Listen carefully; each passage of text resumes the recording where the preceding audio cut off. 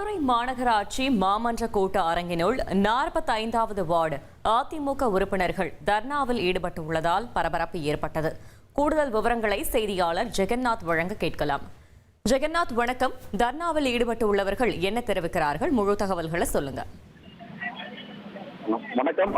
மதுரை மாநகராட்சியின் மாமன்றத்தின் 44வது கூட்டம் இன்று நடைபெற்றது. குறிப்பாக மதுரையின் மேயர் இந்திராணி அவர்களுடைய ராஜினாமா கடிதத்தை ஏற்பதற்காக இந்த மாமன்ற கூட்டமானது நடத்தப்பட்டு தொடங்கி 5 நிமிடத்தில் இந்த மாமன்ற கூட்டமானது நிறைவு செய்யப்பட்டது.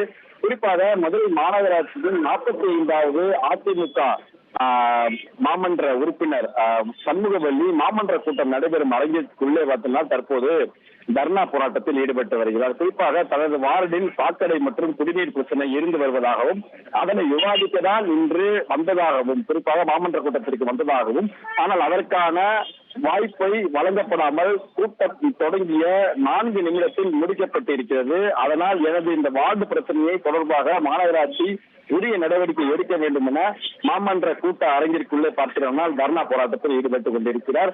மேலும் அவர் தர்ணா போராட்டத்தில் ஈடுபடும் வகையில் பார்த்தீங்கன்னா மாமன்ற கூட்டத்திற்குள்ளே அனைத்து லைட்டுகளும் ஆஃப் செய்யப்பட்டது.